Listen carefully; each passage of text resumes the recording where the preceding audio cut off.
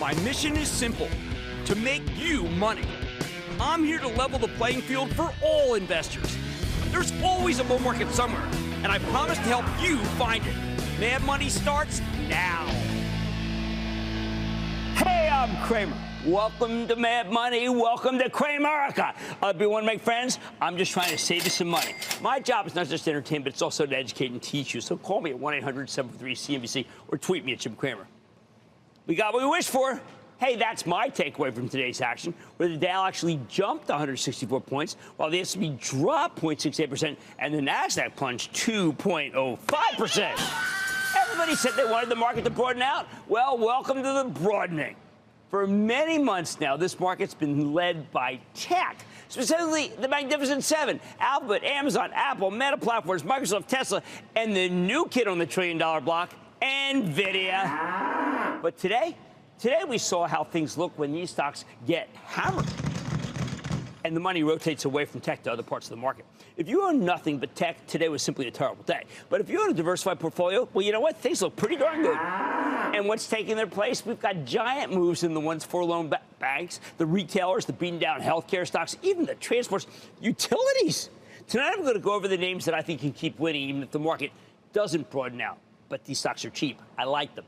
First, though, let me start with what triggered the bloodletting that freed so much money from the longer-term winners. First, last night, Netflix reported a series of terrific subscriber gains, but it gave you a tepid outlook. Most of the conference call was about how their password cracking down has been working. The ultimate growth stocks seem to have hit a wall. Wait, that was Wall Street's verdict. I think Netflix was wrongly convicted. Much more on that later. Tesla also reported it, and investors collectively voted with their feet. Sell, sell, sell. You know why? Because Elon Musk seemed willing to spend huge amounts of money on uncertain projects like self-driving cars. I think the sellers are wrong to doubt him. They're betting against him. That's a mistake. More on that later, too. Finally, the biggest maker of semiconductors, a company called Taiwan Semi, reported a disappointing set of numbers and also talked down demand for pretty much everything from classic semiconductors, semiconductor capital equipment, phone and PC makers. They even questioned the, quote, frenzy for artificial intelligence, which has been the most important spurt of the year's tech rally. Now, you know many of these stocks trade together, and they get hammered together. But if you own a diversified portfolio, including many beaten-down stocks for 2023, stocks that represent great value now, you crushed it. Many people now believe that at last the bull's embracing the rest of the market, something that ultimately does have to happen if this market's ever going to get to the healthy breath it needs to charge still higher. Even as I am comfortable with a market that has narrow leadership, never bothered me, as long as those leaders are terrific companies, that is. Even I'm getting a little nauseated seeing the same handful of stocks go up every day on no information, and it has led to a remarkably overbought stock market, which I think is suboptimal. The stocks that were bought today, they represent rock-solid value, companies that could be doing tremendously if we aren't heading into recession. It clearly doesn't look like we're going to. These rotations of these stocks make sense, and they embrace some very inexpensive sectors. I got an idea. Let's just go over the winners, specifically the ones that can keep winning, because I care about the future more than the past. First is healthcare. The Travel Trust owns a couple of drug stocks, of which only Eli Lilly has produced much of a win, thanks to its amazing diabetes/weight loss drug, Mounjaro. I wouldn't be surprised if this Mounjaro doesn't become the best-selling drug of all time, given the scale of the obesity epidemic. But today we saw two new healthcare stocks crack into the big-time win column: Johnson & Johnson and Abbott Labs. J&J put up good pharma numbers and great med tech numbers. Plus, it announced an exchange program with subsidiary Kenvue that could amount to one of the biggest buybacks in the company's history, and just maybe allow investors to ignore the talc asbestos litigation that's put a huge damper on the stock. We also got tremendous numbers from one-time market darling Abbott Labs, the best of the best in the medical device space that has been experiencing one of the worst COVID hangovers I've ever seen. Today reminded me of the old Abbott, a company with the best devices and an amazing baby formula franchise. I think both healthcare stocks can go higher. Next to the banks. Oh, boy, it's time to recognize that these stocks have been overly punished. They're now too cheap. Can't ignore them, especially if the regularly scheduled recession has been canceled. The winners here are the big dog. That's J.P. Morgan, which is America's most dominant bank. Wells Fargo, Bank of America, both put up terrific numbers, as well as Morgan Stanley, fantastic numbers, and even Goldman Sachs, not great numbers, good future. They're all cheap. And by the way, Goldman was talking about if the IPO and M&A markets come back, that's going to roar. I agree. Most of retail's been left for dead. even as these companies are, for the most part, excellent performers in a world where the Fed might be almost done raising interest rates. Hard to find a stock that's beaten down right its target with its 3.3% yield. Walmart and Costco's stocks have been doing better, but it looks like they're really going to break out here. Dollar General is well off its highs. How about the crushed utilities? You know what? Here's one for you I think you ought to think about. It's Sempra. It's an energy infrastructure company in the Southwest. It makes so much sense here, especially with its 3.2% yield. It's palpable. You might want to consider PG&E, the incredibly well-run California utility that's been rallying as it cleans up the mess of fires that bankrupted the company. A trust representing the victims of those fires is now one of the company's largest shareholders, and they're selling down their position. And I think it's awfully difficult to beat, yes, one that we've featured forever in the show, American Electric Power, now yielding almost 4%.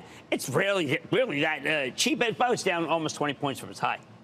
We even got a rally in the stalled transports. They are really breaking out here. And my favorite under-the-radar screen, Canadian Pacific Kansas City, the company created by the merger of Canadian Pacific and Kansas City Southern, putting together the greatest North American railroad. I like it. All aboard! Now, we don't know the staying power of this move. Will it be a minor chord in a symphony led by the 40% of the market that's still technology? Is this just one good day and we're going to return to the Magnificent Seven next week? I think there's more to this rotation than that. Bottom line, tech won't be forsaken, but it's not going to come back immediately. It's just, I'd say maybe give it a week. But the admission of the other stocks to the brethren of the bull is excellent news for the market. Let's hope it lasts. Adam in Georgia. Adam. Hey, what's going on, Jim? You tell me, Adam. What's shaking? Well, okay, check it out. I've held Home Depot in my bank account, in my stock account for 21 years. And I've been rolling over my dividends the whole time, thanks to your advice. And I'm thinking, is there any way I can find out how much I've made? Well, that would be something that you have to calculate yourself. But I'll tell you this. I care more about how much you could make, not how much you made. And I think Home Depot is a darn good stock, but I'm going to throw in another. I like Lowe's, too. People like them floor and decor, by the way, but that's a little too speculative for me. How about Jeff, my home state of New Jersey? Jeff! Mr. C, I have to ask you a question. I've been looking for a value stock. Okay. And I've been watching this stock for about 6 to 8 months. Paramount is worth about $30 billion in assets, and it trades at 1/3 of that. Why is that? Am I living in reality? No, you are very much in reality when it comes to the stock. But, Jeff, you know what? We also care about the other side, the bonds, the financial, the leverage, the debt. And the debt is too great there. And that's why I can't recommend the stock. Hey, let's take my home state. John in New Jersey. John. Yes, Jim, how you doing? A shout out to you, my buddy Joe Klecko, Hall of Fame again, and Anthony's birthday. I wanted to know about Sound, S-O-U-N, and how you doing? Which one? Which one now? Which stock? S-O-U-N, Soundhouse. Soundhouse. I like the product, but that doesn't mean I like the stock. I like the product so much I don't want to own the company. How's that? I like that. All right, the admission of other stocks to the brethren of the bulls is palpable and excellent. Let's hope it lasts. Oh, man, tonight we're wrapping up our Cloud Comeback series by looking at the third-tier winners, one of which I'm a real big fan of. Then, tomorrow after the close, we're getting a mid-year rebalancing in the NASDAQ 100.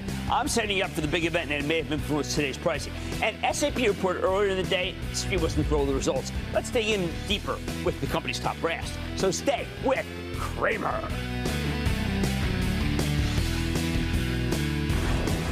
Don't miss a second of Mad Money.